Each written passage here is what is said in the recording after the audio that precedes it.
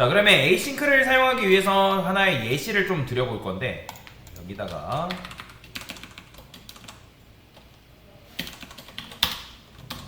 콘솔 클리어 컨스트, 제가 여기다가 API 데이터라고 쓰고요.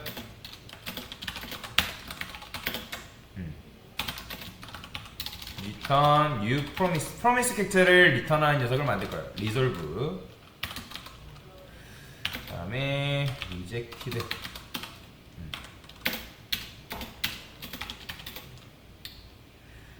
여기다가는 set timeout 써가지고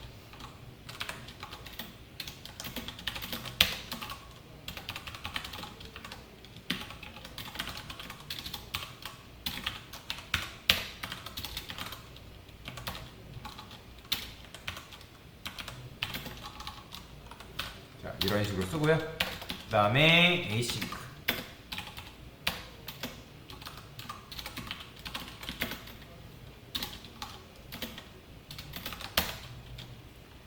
여기서 API 데이터를 호출해주고, 그 다음에 return 실행돼.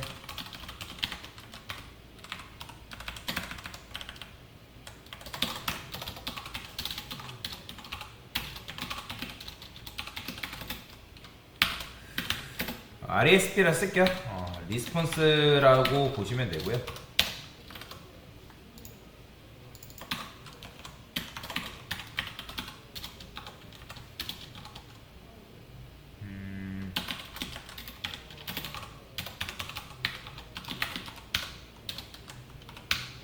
됐어요. 자, 이런 식으로 이제 실행을 했을 때 2초 뒤에 지금 요게 이제 실행이 되잖아요. 그죠? 참고로 이제 코드만 간단하게 이제 설명을 드려보면, 자, 프로미스 객체가 제일 먼저 생성이 되겠죠. 그죠? 프로미스 객체, 당연히 이제 실행되면 이제 동기적 코드이기 때문에 얘가 먼저 이제 나오는 거 맞고, 프로미스 객체가 지금 생성되고, 그죠? 생성되고, 해당 객체의 상태를 이제 우리가 이제 대기 상태라고 얘기하거든요. 펜딩이라고도 얘기하는데, 이제 그것까지는 이제 뭐 구체적으로 몰라도 됩니다. 현재 이제 프로미스가 아직 완료가 되지 않은 상태예요. 그러니까 즉 리졸브라는 녀석 요 함수 요거 있죠. 자, 얘가 호출되기 전에는 프로미스가 일단은 대기하고 있어요. 그래서 아직 완료되지 않은 상태다라고 보시면 되는데, 자, 이 상태에서 뭘 호출한다? 자, 얘를 호출하게 되죠. 그러면 자, 프로미스는 자, 풀필드라 해가지고 이행되는 상태로 이제 변경이 돼요. 풀필드가 이제 이행하다, 뭐 실행되다, 뭐 그런 의미라고 보시면 되는데, 자, 그 상태로 전환이 되면서 이제 된 메서드가 이제 실행되게끔 되어 있어요. 자, 근데 지금 여러분들이 코드를 이렇게 작성하게 되면 어떤 문제가 있냐면, 지금 이 API 데이터라는 녀석이 먼저 실행되지 않고 패치 데이터라는 함수가 먼저 실행됐기 때문에 지금 실행됨이라는 메시지가 나오는 거예요. 원래는 어떻게 나와야 되는 게 정상이냐면 API 데이터라는 문구가 먼저 출력되고 그 다음에 실행됨이라는 메시지가 출력이 돼야 되는 게 맞는 거예요. 이해되시죠? 그래서 이제 그렇게 우리가 실행되게끔 만들려면 이 API 데이터 앞에다가 여러분들 어떤 키워드를 붙여주게 되면요, await라는 키워드를 여러분들이 이렇게 붙여주면 되는 거예요. 그러면 이 await를 붙여주는 순간 어떤 일이 벌어지냐면 이 API 데이터의 일처리가 완료될 때까지 기다리고 있어요. 즉 API 데이터라는 건 뭐예요? 지금 현재 setTimeout 2초 뒤에 콘솔 로그 해가지고 API 데이터라는 녀석을 호출해주는 녀석인 거죠. 그죠? 자, 그렇기 때문에 이 녀석이 이 해당 일이 다 끝날 때까지, 그 끝날 때까지 기다리는 시간이 뭐예요? 2초란 말이에요. 그죠? 그러면 2초 뒤에 뭐가 실행된다? 이 패치 데이터라는 함수가 호출이 되면서 실행된 메시지가 뭐다? 출력이 되고 있는 걸 여러분들이 확인할 수가 있다는 거예요. 자, 마찬가지로 await란 이 결과를 여러분들이 변수에다가 할당하는 것도 가능해요. 자, 제가 여기다가 자, resolve를 20이라 쓸게요. 그 다음에 const resp 그래, resp 쓰고 콘솔 로그에서 요거는 데이터로 쓸까요? 데이터 헷갈리니까. 자, 이 데이터를 호출하니까 어떻게 나오는 거예요? 확인하게 되면 자 보이죠? 20 나오는 거. 그러니까 지금 리졸브 해가지고 20에 대한 결과가 어디로 들어오는 거예요? 요 함수에 실행된 결과로 들어온다라고 여러분들이 이해를 하시면 되겠습니다. 이해되시죠? 그러니까 이처럼 한 함수 안에서 비동기 함수를 순차적으로 호출해주고 싶다면 여러분들 await라는 키워드를 작성해가지고 비동기 함수가 완료될 때까지 기다리면 되는 거예요. 기다리면. 그러면 이런 식으로 썼을 때 우리가 promise then을 사용해가지고 뭐 then 체이닝을 이용해서 작성하는 것보다 await를 사용해가지고 작성하는 경우에 효율적인 코드 작성이 가능하다라고 여러분들이 이해하고 넘어가시면 되거든요. 자, 물론 여러분들이 await도 then을 우리가 같이 뭐랄까 조화를 이뤄가지고 사용하는 것도 가능해요. 자, 그러면 우리가 패치 데이터를 썼죠, 그렇죠?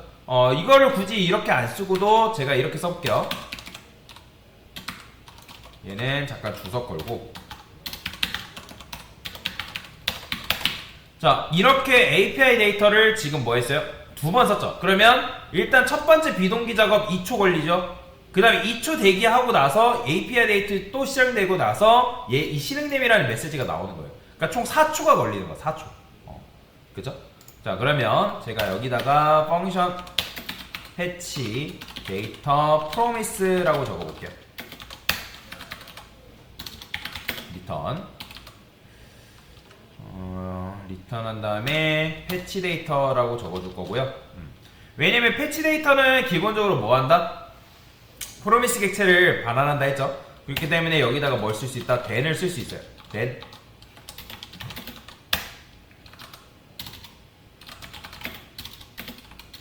자, 뭐 우리가 이런 식으로 코드 작성할 일은 없기 때문에 그냥 이런 게 있구나 정도만 알고 넘어가시면 되고요.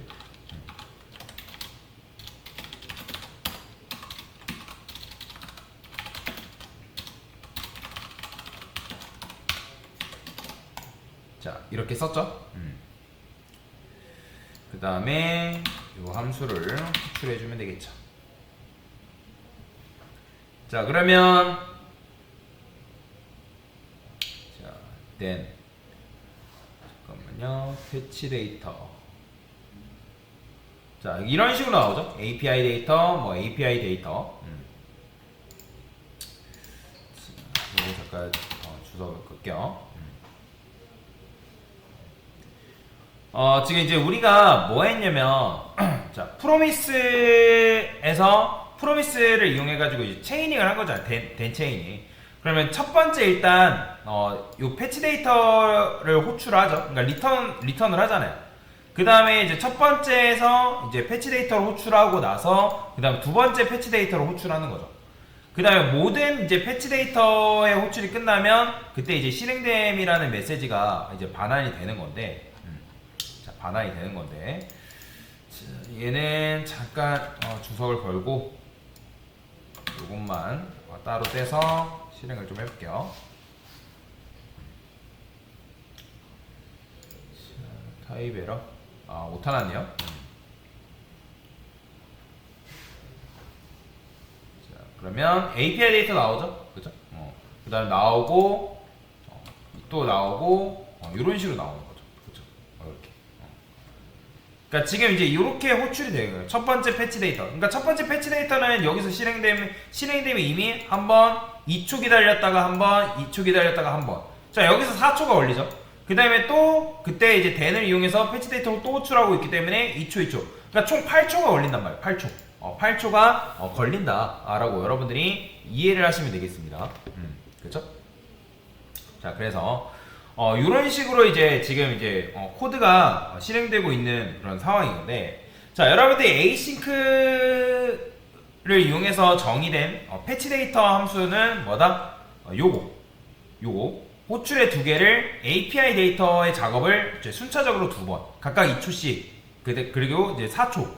자, 그래서 얘가 이제 끝나고 나면 이제 실행됨이라는 이제 메시지를 반환하게끔 되어 있는 거죠.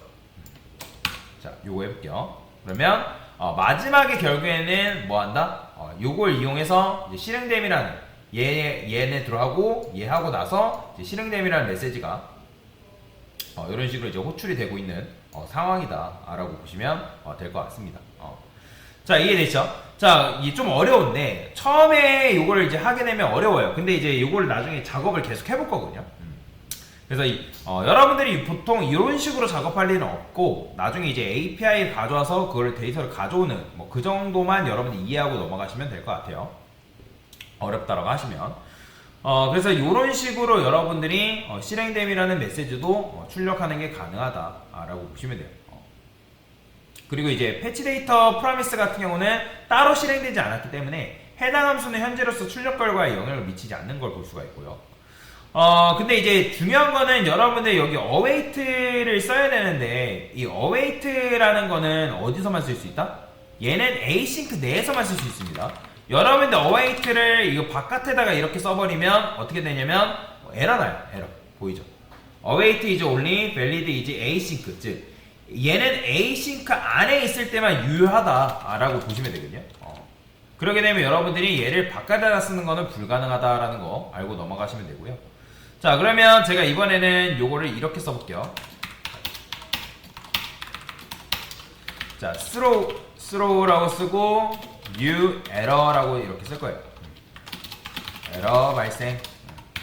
자, 당연히 여러분이 에러 발생이라는 게 딱 뜨자마자 어떻게 되냐면 F12 해서 개발자도 열면 자, 에러 발생 나오는 거 보이죠? 그죠? 근데 이렇게 콘솔 창에 에러 발생을 우리게 띄우는 것보다 뭐가 더 나은 거예요? 자, 얘 같은 경우는 요걸 좀 바꿀게요.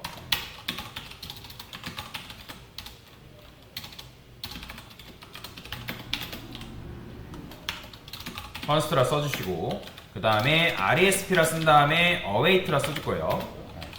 자, 패치 데이터를 호출해 주시고 그 다음에 콘솔 로그에서 resp를 여러분들 호출할 수 있겠죠? 그죠? 요거는 뭐 이렇게 하시면 되고 일단 그게 중요한 건 아니고 그게 중요한 건 아니고 뭐야 await 그쵸? 이것도 마찬가지로 async라고 적어주시면 되고요. 됐어요. 근데 이제 중요한 거는 패치 데이터 해가지고 throw 에러 발생하면 콘솔 창에 이렇게 보여주면 무슨 의미가 있겠어요? 그죠? 이렇게 보여주는 게 아니라 에러가 발생했으면 그 에러를 처리하는 방법이 있습니다. 에러를 처리하는 방법이 있어요. 자, 어떤 식으로 처리를 하냐면 자, 여러분들이 이제 트라이 캐치라는 부분 아시나요? 트라이 캐치? 트라이 캐치라는 이제 혹시라도 자바 수업 들어보신 분들이라면 아실 텐데 트라이 한 다음에 그 다음에 여기다가 이제 캐치라는 문법을 적어줄 수 있습니다. 트라이는 제대로 성공했으면 이 코드가 실행되는 거고 캐치는 에러가 발생했으면 그 에러를 여기서 잡아낼 수가 있어요. 자, 어떻게 잡아낼 거냐? 자, 지금 에러를 우리가 발생시켰죠? 그죠? 자, 그러면 여기서 에러를 뭘로 잡아낼 수 있냐면 try catch 구문으로 잡아낼 수 있어요. 왜냐면 현재 이 패치 데이터의 결과가 이 에러가 지금 나오고 있는 거잖아요.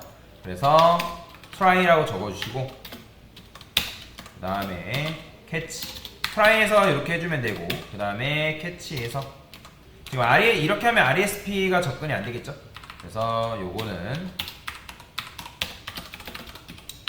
이렇게 RESP 접근해 주시고 캐치 에러가 나왔다.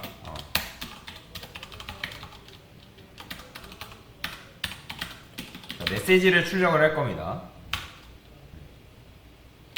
그 다음에 RESP를 0으로 바꿔줄게요. 만약에 에러가 떴다 하면 undefined 나오는 거가 좋잖아요. 자, 0 나오는 거 보이죠? 그러니까 에러 발생을 이런 식으로 보여주는 게 좋다는 거예요. 왜 제가 이렇게 했냐면 이걸 이용해가지고 나중에 에러가 발생한 페이지를 따로 여러분들이 만들 수가 있거든요. 그렇죠? 이런 식으로 할 수 있다. 자, 여튼 이제 중요한 건 뭐다? 중요한 거는 여러분들이 async 키워드를 함수 앞에다가 붙일 수가 있고 그 다음에 await라는 문구를 이용해서 우리가 코드를 이제 실행시킬 수가 있다라고 여러분들 이해를 하시면 될 것 같습니다. 그죠? 자, 그러면 이제 이렇게 이제 내가 이런 식으로 async await를 사용할 수 있다라는 거 기억하시면 되겠습니다.